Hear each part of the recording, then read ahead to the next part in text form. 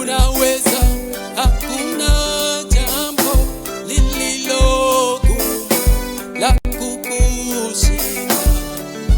Yes, unaweza, unaweza, unaweza, unaweza, hakuna jambo lililo gumu la kukushinda. Yes, unaweza, Naweza, unaweza, naweza, unaweza, naweza, unaweza. naweza. Eh, Hakuna jambo lililo gumu la kukushinda. kushinda. Eh, Yesu, hallelujah. haleluya, Eti nani kama we? haleluya, Jemedari wa vita. haleluya, Hallelujah. haleluya. Wewe. Wewe ni Bwana, wewe ni Bwana, wewe ni Bwana. Yesu, Hakuna mwingine kama we Bwana, unaweza yote, tabibu wa kweli.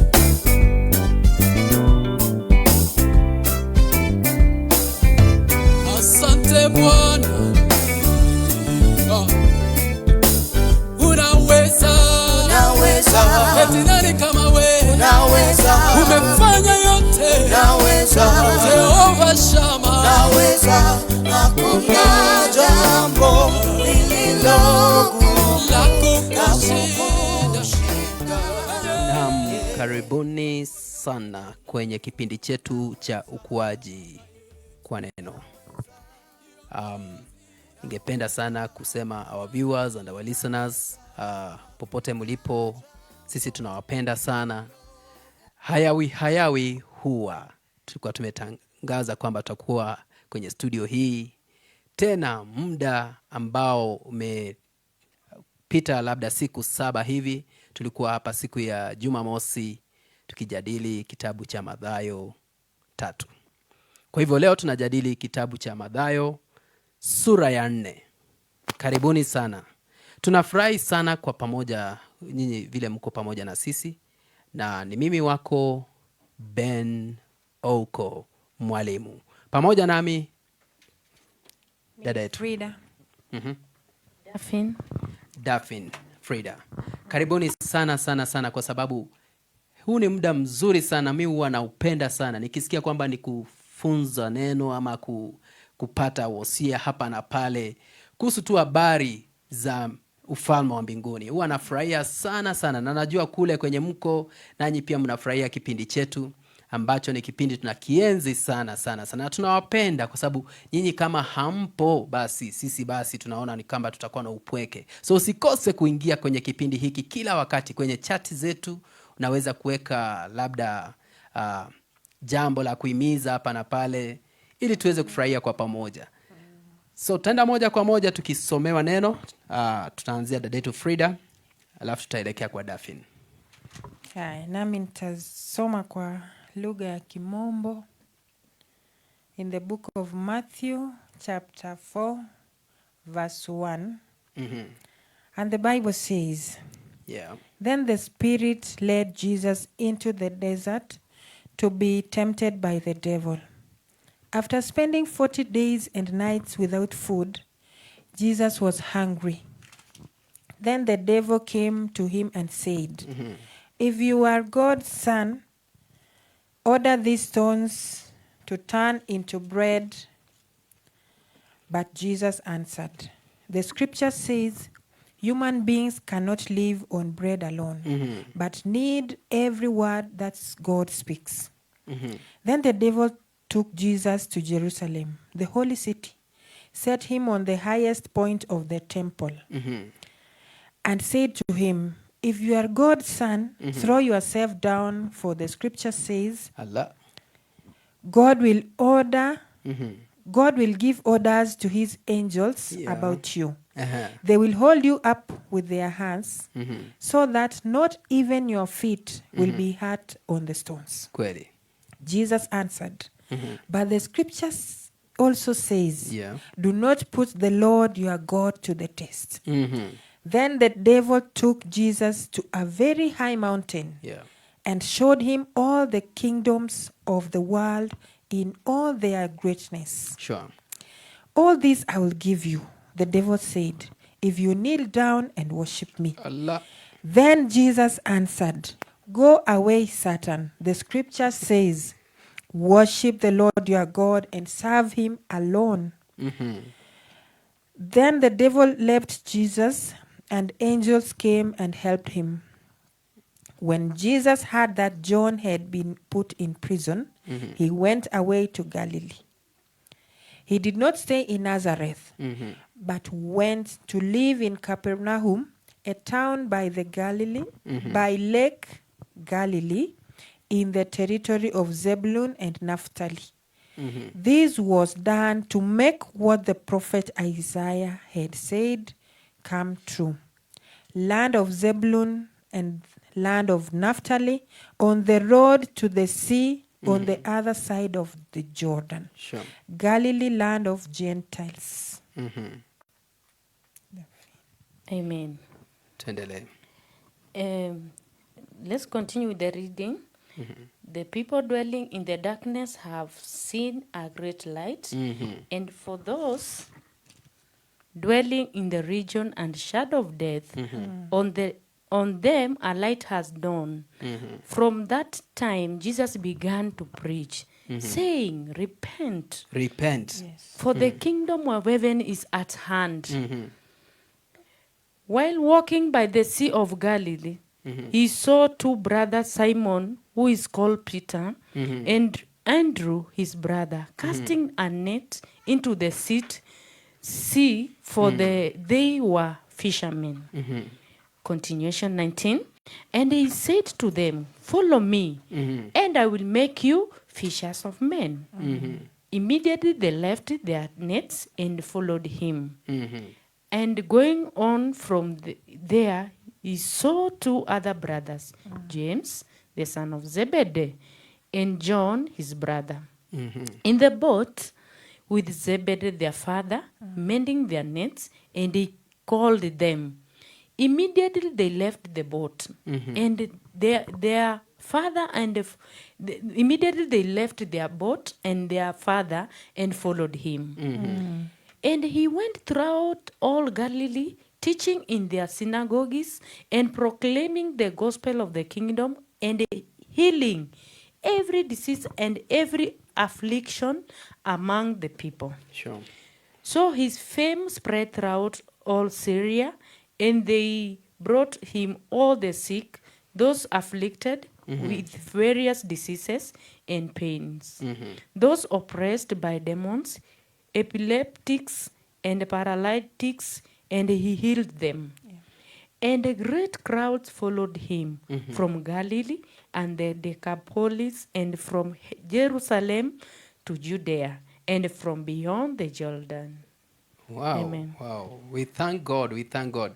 Today, we want to just take a moment, get somewhere, relax. There's no tension, bwana. Usikwe na tension hapa na pale. Unajua kuna pale mtu amesema ati sijui kutakuwa vipi. Hapana. Ishakuwa. Yesu ashatenda tayari. So we just want to discuss this word of God kwa comment section. Kuna wale ambao mnapenda sana kutuchokoza kwenye comment section, yani maswali, majibu pale. This is your time. Remember, hiki kipindi cha ukuaji kwa neno ni chako na ni chetu. Si ndio? So leo tutataka kusoma mada kuu hapa ambayo tunataka kupata ni kwamba standing firm in faith. Yani kusimama wima katika imani. Imani ni jambo nzuri kabisa, ambalo ni jambo ambalo linapendeza sana. Mungu anatafuta mtu ambaye ako na imani. Praise God. Amen. So leo tutajifunza, alafu baadaye tutakuwa tumekuwa na ile nafasi nzuri ya kuweza kuona vile tutaweza kusimama. Baada ya hapa kila mtu atakuwa amesimama kwa imani. Amen. So our prayer is that through the study God will speak to us, strengthen our faith and guide us in our Christian walk. Kwa sababu nahitaji Yesu, nahitaji atuongoze Nahitaji Roho Mtakatifu. Let's pray. Our Heavenly Father, thank you for this opportunity to study your word. Open our understanding. Teach us your ways. Help us to apply in our daily lives. In Jesus' name, we pray and believe. Amen. Amen. Amen. Yeah, where do we start from? The temptation. Tunaanzia hapo in the temptation. So mahali ulipo, yule ambaye anakuja saizi, labda pengine umekuwa umechelewa kidogo, hatuna ubaya. Tunashukuru sana kwa zile jitihada ambazo umefanya siku ya leo. Umeingia sasa hivi tunafanya Matthew chapter 4. So keep locked in. So it is about the temptation in the wilderness. Ambapo Yesu mwenyewe alijaribiwa kwenye wilderness. Si ndio? Yes. Matthew anaanza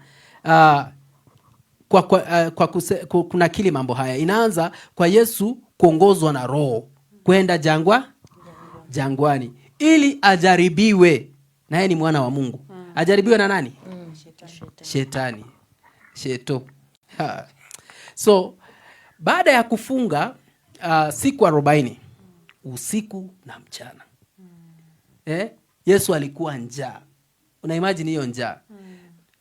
Hii wiki ama wiki hii nao kuja sasa tunaendelea, kuna vile tulitangaziwa kwamba kuna kikundi ambacho tulikuwa tukaambiwa kwamba kuna fasting, tutafast kuanzia ambayo kikundi cha Praise and Worship Gospel Revival Center hapa Udhero. Akasema kwamba kutakuwa na worship experience iko mbele yetu. Na katika hiyo worship experience tumejiandaa kabisa. So kwa sababu ya hayo maandalizi, unajua pia kiroho lazima tufanye nini? Tujiandae. Yes. Popote mnaposikiza watu wa Gospel Revival Church Kioro, Udhero, hapo comment hapo sema niko. Si ndio?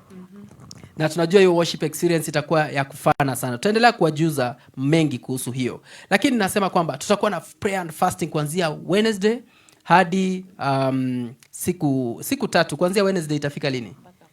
Paka Friday. Wednesday ikiwa mojawapo. Thursday, baada ya Thursday Friday Jumaa. So kutakuwa na kufunga. Wachache wetu wakaanza kusema, tutakula nini? Tutafanyaje kazi? Wajua miongoni wao wako hapa, sitaki kuetaja sasa hivi, lakini wako humu. Lakini tukajadiliana, tukaona vile tutaweza kufanya. So Yesu katika hiyo hali. Kwa nini unasema ukweli? Ukweli kidogo lazima niwaambie watazamaji, unajua tumetembea nao kwa muda mrefu. So mnaweza kujua ni nani, lakini tuendelee tu. So akiwa katika hiyo hali ya kufunga aliona njaa. Aliona njaa. So ikawa kwamba ikawa kwamba angependa sana kupata kitu cha kula. So lakini tukaona sasa hapo ndio shetani alipoingilia. Shetani alifanya nini? Aliingilia. Akamuuliza swali, lilikuwa swali kidogo kwamba if you are the son of God. Hebu tusomee hapo kidogo. If you are the son of God. Biblia yangu unajua, if you are God's son. Soma hii yangu. Okay. Mtumishi, soma hii yangu. Yangu kwanza imenakili kwa rangi nyekundu. Hapa. Hapa tu. Tusubiri tu kidogo. Fungua nasi, hebu tuambie ni mstari upi? Ni chapter 4. Mali shetani anaanza kuzungumza. 3. Shetani wa 3. Biblia inasema, if you are the son of God, command that these stones become bread. But he answered and said, Yesu akajibu, it is written, man shall not live by bread alone, but by every word that proceeds from the mouth of God. Sasa wajua sasa hivi kuna vitu ambavyo Wakristo wanataka kukua navyo. Kuna material things ambazo si spiritual. Kuna material things kama vazi kama hili shati hamjawahi kuliona jameni. Tuseme tu ukweli. Shati kama hili hamjawahi kuliona. Material things Sasa material things kama hii kama linapendeza weka comment pale, nimekuruhusu. So mambo kama haya pengine unapata hata Mkristo kwa sababu hajaweza kununua shati mpya ama shati jipya, hawezi akaenda kanisani. Jameni, yani hawezi, kama hana suti kama ya fulani, hawezi akaenda kanisani ama hawezi kumtumikia Mungu. Lakini kuna hayo mahitaji ambao ni ya kimwili. Praise God. Amen. Sasa mahitaji kama hayo, hata vyakula ni miongoni ya mahitaji kama hayo. Labda ungetaka fry. Sasa jioni mngetaka kula nini? Ama mnapika nini pale? Nimesikia nyama. Wengine wanapenda pizza, fish, samaki. Watu wa Western kule si anawajua nyinyi. Samaki hapo na mambo mengine mnaweza penda. Sasa Yesu akafika mahali kama hapo. Wakristo wengi leo wanajaribiwa kwa mambo ya kuweka material things mbele. Mbele ya spiritual needs. Badala kwanza watafute mambo ya kiroho.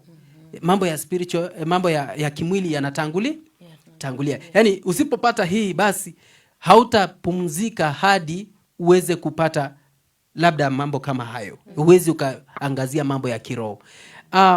Acha niulize swali. Are we pursuing God or we are pursuing blessings?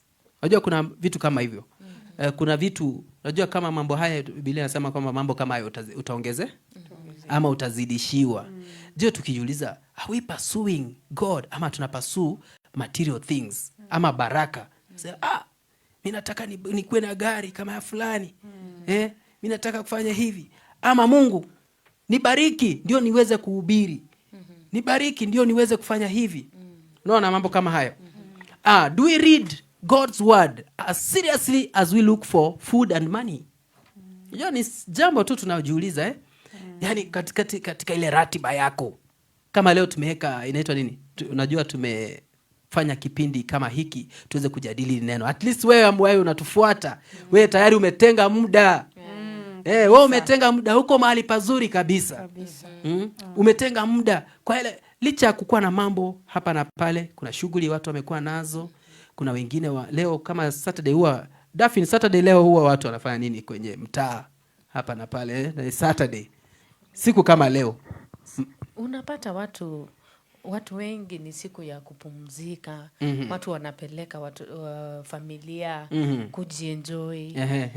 Hata kama mimi nimetoka mahali kupiga sherehe kidogo, unaona mambo kama hayo. So kupata muda labda kama unakuwa ni ngumu. Unapata familia inakuhitaji tena ama umechoka. Wengine ndio mnasafiri, mnaelekea kule mashinani kupatana na watu wenu. Lakini sasa nauliza hivi, je, kama do you read the word of God as seriously as you look for food and money? Unajua tunapata wakati mwingine tunatafuta food. Yani kama hauna riziki unang'ang'ana hata kanisani ni vigumu kufanya nini? Kupatikana. Je, pia unatenga muda kusoma hilo neno la Mungu ama kujadili kama vile tunavyojadili hivi? Hiyo swali tu ambalo ningependa tu kujiuliza. Hatutaki jibu, lakini ningependa kusema kwamba a true Christian depends on God's word more than the earthly possessions ama provisions. Si ndio? A true Christian una depend kwa hilo neno la Mungu. Mungu akisema utainuliwa, kweli utainuliwa. Mungu akisema utapona, utapona.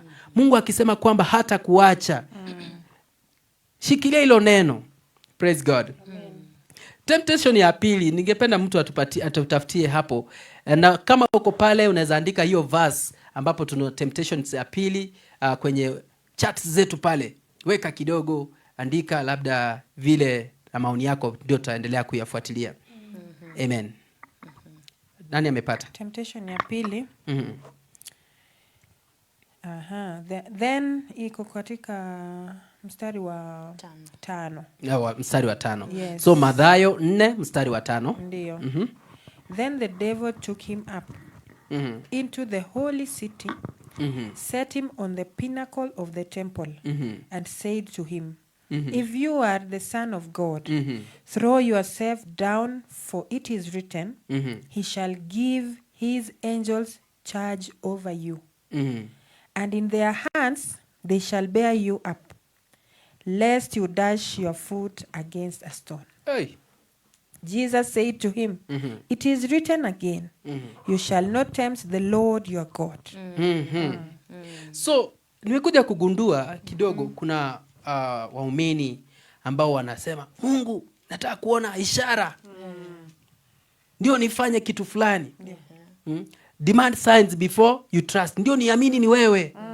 Eti nataka kukuona ukifanya hivi. Jameni, if God loves you, anakupenda bila vitu zozote, yani anakupenda tu unconditional. Kweli Yes. So unconditional. Na pia si eti lazima uone muujiza ndio ujue kwamba Mungu yupo tayari. Na kweli anatenda kazi yake. Na katika mambo ambayo labda unayoyapitia hayambadilishi Mungu. Ahadi zake ni kweli na ni amina. Amen. So if faith is based on signs, if faith is based on signs, basi kuna vile watu wengine bado hatungeweza kukuwa na hiyo imani. Imani, yani katika hizo signs zisikufanyi sasa wewe ndio unasubiri sign Ujiulize tu wewe mwenyewe, that is faith based on signs or on God's promises. Kwa sababu tayari Mungu amesema kupitia kwa hili neno. Biblia hii Mungu amesema na wewe kupitia kwa hii Biblia. Kuna vitu ambavyo amesema tayari. Tena wewe kidogo tena hauamini. Na ni nini hasa inafanya mwanadamu kukua katika hali kama hiyo? Tuendelee tu kufikiria, tujiulize nini inafanya mwanadamu yani lazima aone dalili. Mungu ameshakuahidi hivi. Wewe unataka tu unamshurutisha Mungu, hebu Mungu nataka unifanyie hivi ndio nijue kwamba we ni Mungu. Mungu anabaki tu kwa Mungu. Amen. Temptations ya 3, labda mtikiwa mtapitia kwa sababu ya muda. Shetani alimpa Yesu kingdoms of the world in the exchange of worship. Anamwambia worship, na Yesu pia akamwambia worship the Lord your God and serve him only. Praise God. Amen.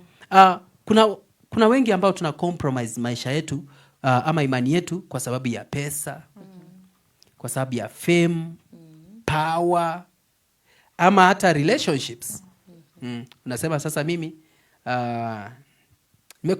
nimekubali labda unasema unajua kuna vile maybe kwa sababu unataka kupata kazi, unasema labda wacha tu nikubali, labda hiyo kazi inakuzuia hata kupata nafasi ya kumwabudu Bwana. Sema tu acha tu nikubali nifanye hii kazi. Madamu tu nipate riziki. Na sisemi wale ambao wako kwenye hali kama hizo, ni vizuri kumwambia Mungu, Mungu unaniona katika hii hali niko. Kweli? Naomba unijalie, uniondoe katika hii hali. Especially kuna mambo mengi ambayo tumejiingiza katika hali ngumu. Pengine hata haikuruhusu wewe kumwabudu Bwana. Kuna hali ambazo unajipata tu umeingia. Mambo kama hayo yanakufanya wewe una compromise your faith. Si ndio? So ukiwa katika hiyo hali, ni vema wewe kujua kwamba Mungu afurahi wewe ukifinyika katika hali ambayo ni gumu kama hiyo. Anataka umtendee kazi, yani you are created for a purpose. Yes. Si ndio? Exactly. So what are some of the modern idols competing with God in our lives? Kuna vitu ambavyo vina compete na Mungu katika maisha yetu ambavyo tumevipea kipaumbele. Hebu tupate jambo kidogo. Nani anaweza kuchambua? Kuna mambo ambayo watu wameweka mbele hapa na pale yanachukua nafasi ya Mungu. Kama Yesu, unajua Yesu alipewa the whole world. Akasema nitakupea hii yote. Najua wengine ukiniabudu. Sasa hiyo ndio tunataka kujadili hapa. Bwana asifiwe. Amen. Labda kulingana na hilo, napata siku hizi watu hawaishi kwa imani. Na imani ni kuamini mambo ambayo hujayaona. Hoping for the things not seen. Yeah, sure. But nowadays you find that people wanaishi kwa yale mambo ambayo wanaona. They live by miracles. Mtu anataka kuona miujiza ndio amini kweli kuna Mungu. Na unapata kwamba they run after material things. Kama venye tumesema hapo awali, unapata mtu ameweka pesa mbele, powers, yani anataka mamlaka. Unapata pia inakuwa ngumu. Ngoja kidogo, hata kuna wakati labda hata Daphne amewahi kuharakisha kazi. Nasema nimeenda hata job. hakuna time ya kuomba. Nimechelewa kazini. Mwingine anaanza tu kuoga kwa shower. Unaenda hata bila. Mwingine ndio saa zile anataka ni amefika late sasa anasema acha nianze, lakini leo ilikuwa prayer and fasting. Unajua inashikanga watu sana. Siku ya leo ni ya prayer and fasting.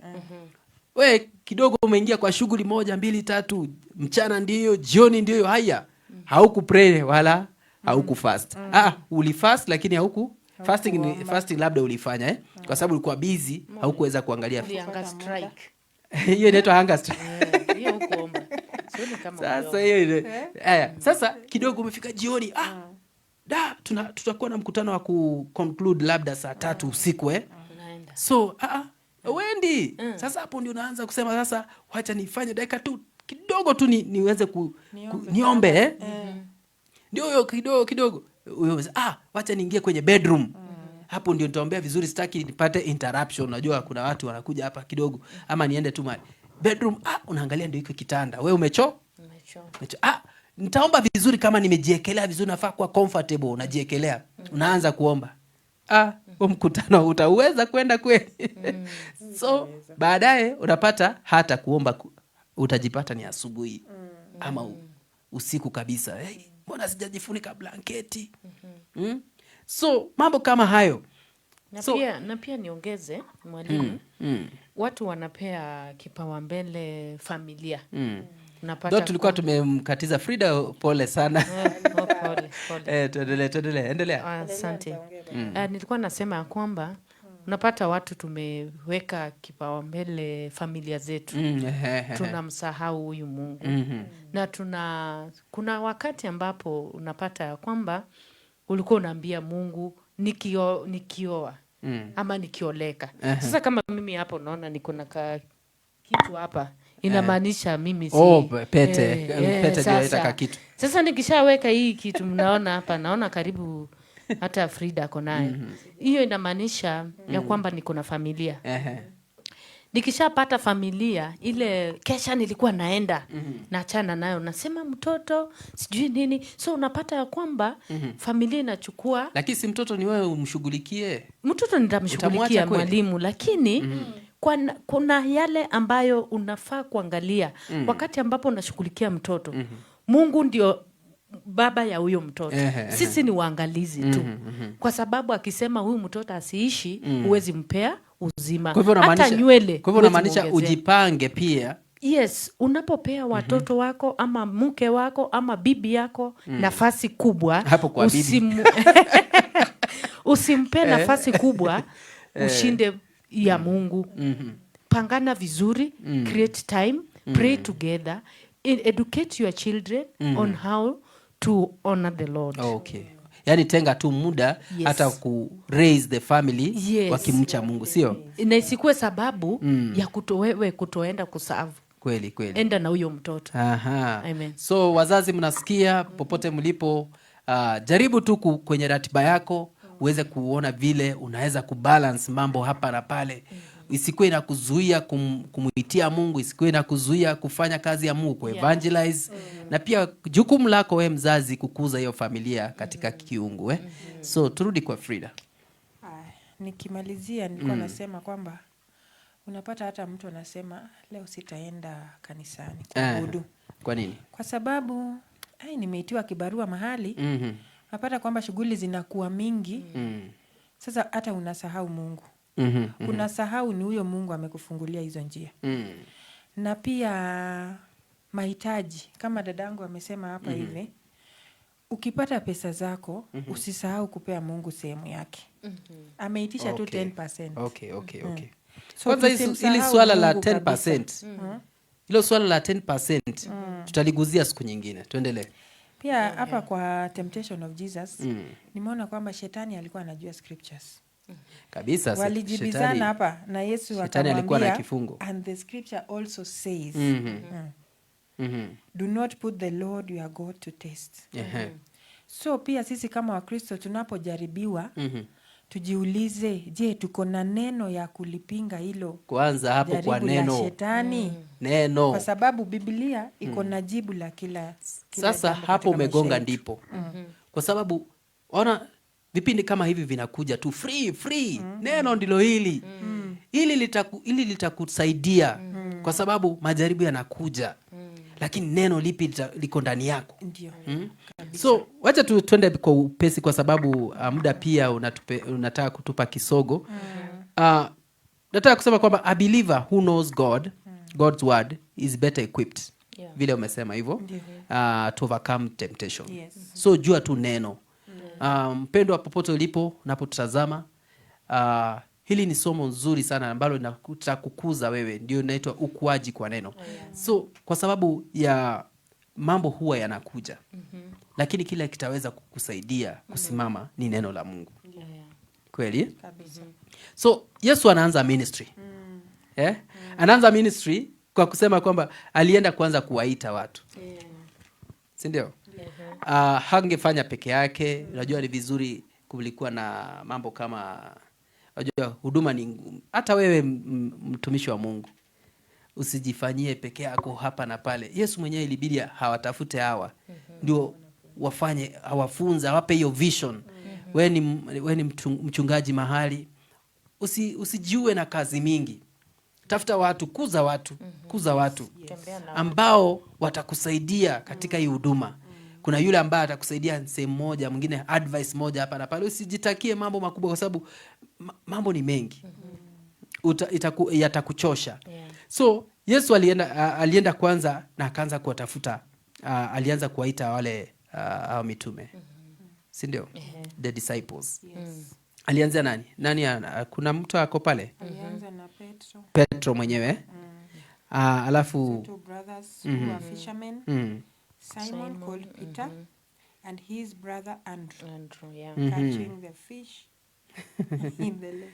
Sasa hapa tumepatana, Wajaluo mpo? Kuja na James. Fishers mko hapa. Sasa ngoja kwanza tuanze tu na wale fishers ambao tunawajua. Sawa. Wajua ndio lugha tunaelewa Lakini kwanza hapo tuseme kwamba now Jesus went now when Jesus heard that John had been in prison. Turuke tu kidogo tuende pale wanaitwa ni mstari wa ngapi? Mstari wa 18. 18. Kabla ya 18 tunaambiwa hapo 17. From that time Jesus began to preach and to say, repent, for the kingdom of God or the kingdom of heaven is at hand. Praise God. Amen. Hili neno ndio tunatangaza hata sasa hivi kwamba tubuni kwa sababu ufalme wa Mungu ukaribu. So lakini alipoanza hiyo ministry sasa alienda akawaita hawa. Tunaona hapa alianza na nani? Umesema nani Frida? Petro. Simon Peter 18 nasema, and Jesus walking by the sea of Galilee saw two brothers, Simon called Peter and Andrew his brother, casting a net into the sea. Walikuwa wanafanya kazi. Au kwa idol. Hata Mungu akitaka kutumia watu, jameni, wewe uko tu pale unasema mimi niko hapa. Nafasi hata kanisani unaona haupewi nafasi, hauko busy bana. Shughulika, jitume. Si eti sasa kila siku unajiwasilisha ati kwa mchungaji, wewe hakuna kitu unafanya. Jitume. Uko available kila siku. Jitume, fanya kazi yako. Mungu anakupata ukiendelea kufanya kazi yako. So usikue available. Hasa nazungumzia vijana ambao umemaliza chuo kikuu ama umemaliza masomo ama pengine haujaweza kuendelea na masomo. Wewe umekaa nyumbani unaambia mzazi, nitafutie kazi. Bro, jitume. Kwa sababu Mungu anataka ukue na hiyo, inaitwa nini? Lazima ukue na ile bidii, encourage, knowledge ya kufanya. Kwanza knowledge hapo ndio, kama kuna kitu ambacho ungependa kufanya. Labda wewe unataka kufanya engineering ama whatever ambao unataka kufanya. So jifunze, jifunze. Labda inaweza kuwa umekosa karo kidogo. Anza na ile unaweza anza. Tafuta mahali kuna hiyo maybe garage. Attach yourself now. Kidogo wataona hata vile Mungu, yani Mungu atapitia mahali ukiendelea kushughulika. kiendelea kushughulika, unaelewa? So anza kushughulika, wewe wa Netflix usikae hapo kila siku, we Facebook scroll, TikTok hapa na pale. Hata hapa sitaki mkae hapa sana. Kwa sababu kuna ile jukumu lako unafaa kufanya. By the way, sisi tunafanya hii jukumu letu hapa. So kuna ile jukumu lako unafaa kufanya. Kuna ile skill unataka kusharpen. Kwa sababu unasikia mtu anakuambia, mimi nataka kazi. Nataka kazi gani? Kazi yoyote. Jamani, hakuna kazi inaitwa kazi yoyote. Utaharibu kazi kwa sababu hiyo kazi lazima ufunzwe. Wewe kuwa na uweledi, na basi kama kuna kazi yoyote haina malipo mazuri. Unaelewa? So utakuwa na struggle hapa na pale. Unaona So lazima jifunze tu skill yako. Nasema mimi ni profesa mwenyewe, ama mimi ni engineer mwenyewe, hata kama umeguza tu kidogo. Ketara.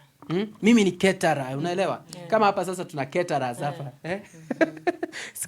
Tutakuwa na vipindi. Naona kama vipindi vinaanza kuwa vingi kwa sababu tutakuwa tunajifunza about careers. Lakini unaona hawa walikuwa katika kazi yao. Yes. Alafu ndio unaona Yesu anawaita na wanaachana na walikataa. Walikubali. Waliacha. Lakini wewe Yesu alipokuita ulikubali? Nauliza tu watazamaji, Yesu anakuongelesha sasa hivi. Anataka akubadilishe. Anataka akufanye kiumbe kipya. Na anataka wewe uweze kutumika katika kueneza injili. Ama anataka akutumie hata kwenye ofisi ambao uko pale. Una impact. Unajua watu wengi wanadhani ati calling ni kwa sababu ya kuhubiri peke yake. Hata kule kwenye kazini. Mungu amekutuma pale kwa sababu fulani. Yes. Sasa hiyo ndio kuvua wavuvi. Actually hapa amesema, follow me and I'll make you fishers of men. Hallelujah. Sasa mfuate Yesu. Ndio atakaweza kukufanya mvuvi wa watu. Praise God. Amen. So popote ulipo wewe, labda hata kama wewe ni inaitwa nini? Hebu tupe some polisi, president wetu mahali ulipo, labda utaweza patana na hii video Mungu amekupea hiyo kazi. Yule ambaye ni kiongozi katika ministry mbalimbali, Mungu amekupea hiyo kazi kwa sababu ndio uweze kuimpact the kingdom of God. Yes. Kwa sababu ukionyesha sera nzuri pale, watu watamwona, nataka Mungu wa huyu. Watu watamuona Mungu kupitia wewe. Yes. Kazi ambayo mikono mahali utaweka yani kazi ya mikono yako itakuwa imebarikiwa. Na hiyo institution itabarikiwa sana. Kweli Amen. So Yesu akamwambia nifuate. Haya, na ningependa mtu atusomee hapo. Tunatoka hapo tumeelewa kwamba unaposikia sauti ya Mungu usifanye moyo wako kuwa mgumu. Yes. Na usikue eti ni kesho bana. Muda ndio huu. Wakati ni sasa. Kama si sasa hivi. Kwani mlikuwa merias? Haya, tusome hapo mali Yesu anaenda kuponya. 23. Okay, 23. And he went throughout all Galilee, teaching in their synagogues and proclaiming the gospel of the kingdom and healing every disease. Hallelujah. And every affliction among the people. Healing every Disease. Kwanza wacha tutangaze wale ambao ni wagonjwa, wale ambao wamesumbuka. Tunataka kutangaza uponyaji katika jina la Yesu. Inua imani yako sasa hivi. Na kutangazia, labda uko pale kitandani. Na hapa ndipo tunatamatishia. Nasema hebu Mungu aone hiyo matatizo ambayo umepitia. Hebu Mungu aweze kuguza maisha yako na ayabadilishe. Mwili huo ambao unasikia uchungu, leo tunatangazia kupona katika jina la Yesu Kristo. Maana hapa tulipo tunasoma neno kwamba Yesu Kristo aliponya kila gonjwa. Hallelujah. Mbona uteseke na Yesu alishamaliza? Leo tutakutangazia uponyaji katika jina la Yesu. Na wewe uliyeponywa wakati ambapo ulimuitia Bwana, nafasi yako tu nzuri ya kusema pale kwamba Mungu ameniponya katika jina la Yesu. Ndio Mungu apewe utukufu. Kuna watu labda hawajajua kwamba kweli Mungu anaponya. Kuna watu wengi Mungu ameponya. wengine wamekuwa katika hali ngumu kwa muda mrefu. Mungu amegeuza maisha yao. Mungu hata anaponya moyo katika jina la Yesu. Kuna watu ambao wamekuwa katika hali labda moyo wako umekuwa mzito kwa sababu mambo umebeba mambo mengi. But today I want to testify that God is going to deal with that situation in the mighty name of Jesus. He did it yesterday. He will do it today. Yes. And he will do it in future. In the name of Jesus. The Bible says he will never change. Hallelujah. Amen. So the Bible says, hebu tusomee kidogo hapo about healing. Hiyo tu line ambao aliponya kila gonjwa. Somea tu vile umesoma Daphne. Here. And he went throughout all Galilee, teaching in their synagogues and proclaiming the gospel of the kingdom and healing every disease and every affliction Amen. among the people. Amen. So he taught, preached and healed people. Yes. Yesu alikuwa anaguzwa na maisha ya watu. Yesu ako concerned na maisha yako. Vile ulivyo mahali ulipo. Yesu ako very concerned. Na mimi huwa najiuliza leo, pengine tujiulize, how can the church reflect Jesus' compassion today? Yani kanisa, je, inaweza kuonyesha ile compassion, ile inaitwa nini? Compassion ni ile huruma. Ni huruma. Huruma ni mercy. Haya, compassion ni nini pale kwenye comment pale? Unajua tunatupia hiyo ngumu Lakini nataka kuambia kuna ile ana feel na watu. He had compassion. Alijawa na ile compassion ndani yake. Yani anahisi ana feel with the people. That is Jesus, that the one we are announcing today. Kwamba hata matatizo yao aliweza kuyashughulikia. Tutasoma kule mbele mahali hata alijali hata tumbo. Wale wa tumbo, by the way, mtafikiwa. Acha tumalizane haya. Mtafikiwa. Mtafikiwa. Yesu alikuwa anashughulikia mambo yote. Lakini leo acha tuseme kwamba vile imesema kwamba aliwaponya, aliguza maisha ya watu. Kwa hivyo ningependa true Christian ana combine yani lazima ahisi na watu, yani akuwe na ile hali ya compassion. Yeah. Praise God. Amen. Ama wewe ni yule ujali kama mwenzako amelala, ameamka vizuri, haujali. Haujali. Leo lazima tubadilike. Amen. Amen. Amen. So nikienda katika hiyo conclusion, unajua kwamba muda wetu pia umesonga. Temptation lazima zitakuwa. Yeah. Temptation lazima zitakuwa na ziko real. Tutapatana temptation, hata labda wengine vile kuja hivi kuna temptation sasa, hata wengine mnaendelea katika jaribio. Itakuja, but victory is possible through Christ. Yes. Amen. Victory, yani hiyo inaitwa nini? Ushindi inawezekana kupitia Yesu Kristo. Jaribio hilo lako ambalo linalolipitia ni dogo, lakini kuna ile inaitwa ushindi ambao unakuja. Lazima ujaribio ndio upate ushindi. Na ukipata ushindi unapata nini? Unatukuza Mungu kwanza. Haya, kutukuza Mungu inaitwa nini? Testimony. Testimony. Sasa utakuwa na Ushuhuda. Watu wa Mungu, tunataka ushuhuda zijae kwenye pages zetu hapo. Tutashuhudia mambo makubwa ambao Mungu amefanya. Na pia nataka msisahau hili. Faith should be based on God's promises.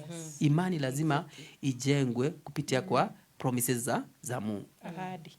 Bwana Yesu asifiwe. Amen. Sio signs tu. Lazima ikuwe ni God's promises. Mungu amesema nini katika maisha yangu? What has God said? Akisema he'll never leave you, na kweli unaamini tu he'll never leave you and you believe in it. God na kuna jambo ambalo mtu angependa kuongeza ndio tutamatishe. Conclusion sasa. Kabla tutamatishe, ningependa kuongeza kwamba katika hii chapter unapata kwamba hapo mwanzo walikuwa wanaongelea imani. Na tukitamatisha hapa mwisho inasema kwamba and God healed all the diseases and sicknesses. Yeah. So ukianza kusoma this chapter unahimizwa kuhusu imani. Allah.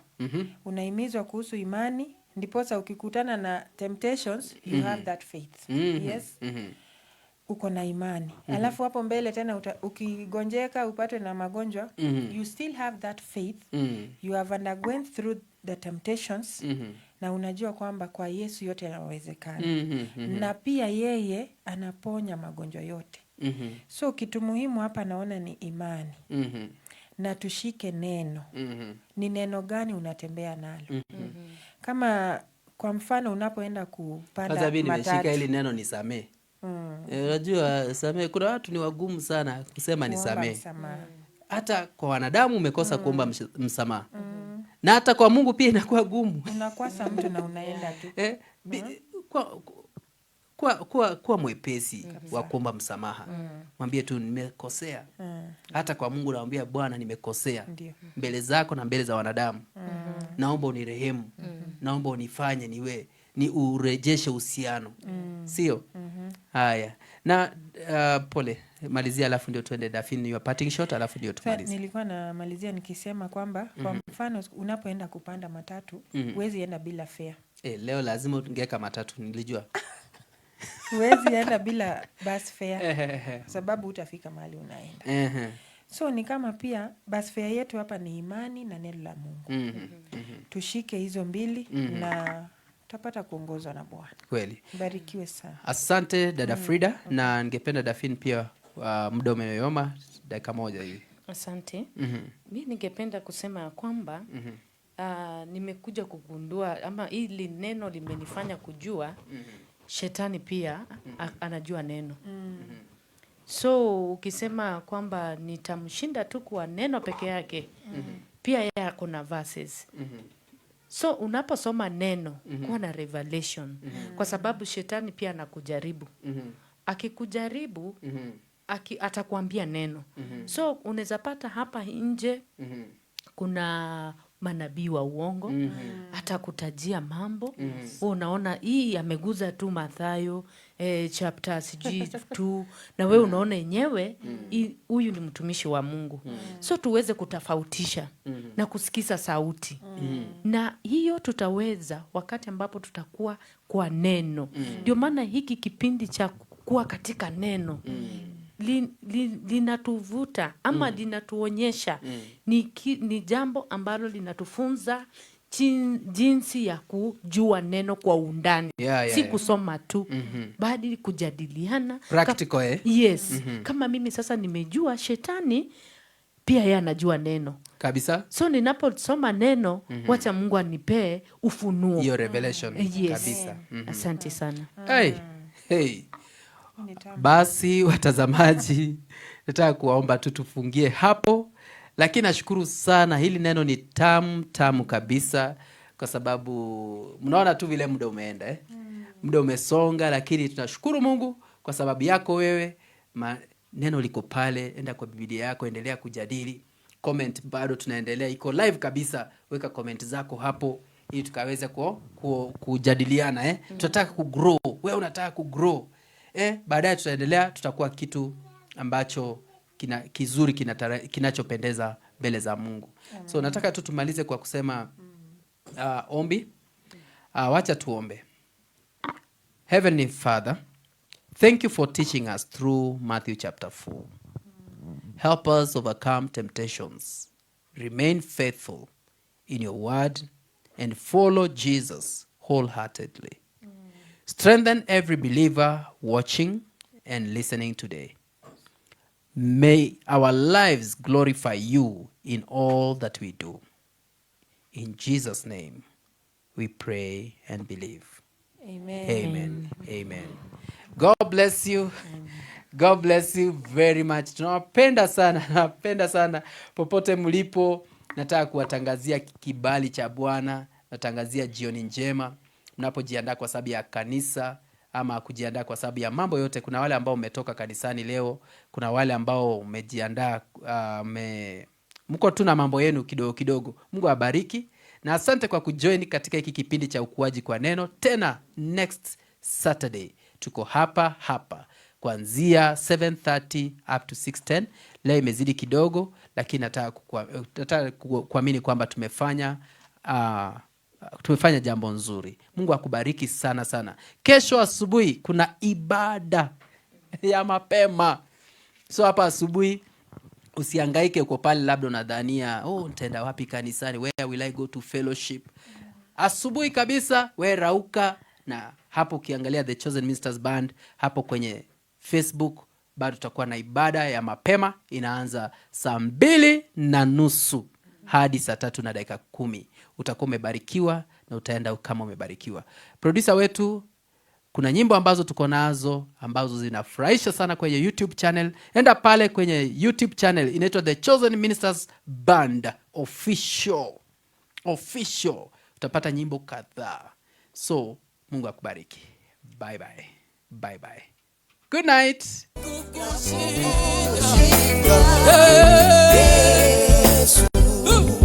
Bwana kamwambia yeye, nenda nyumbani kwa mfinyanzi, utamuona mfinyanzi anapofinyanga chombo kilichoharibika, anakifinyanga tena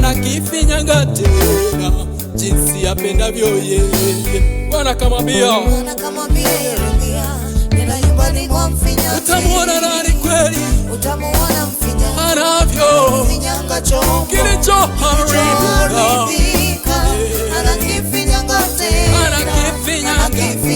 tena jinsi apendavyo yeye. Ndivyo ulivyo Bwana, wewe ni mfinyanzi, kilichoharibika unakifinyanga tena, unakifinyanga tena jinsi upendavyo wewe. Ndivyo ulivyo Bwana, nani kama wewe? Wewe ni mfinyanzi, Bwana, kilichoharibika yawezekana mambo yako yameharibika, Bwana anarejesha, Bwana anafanya, unakifinyanga tena jinsi upendavyo wewe.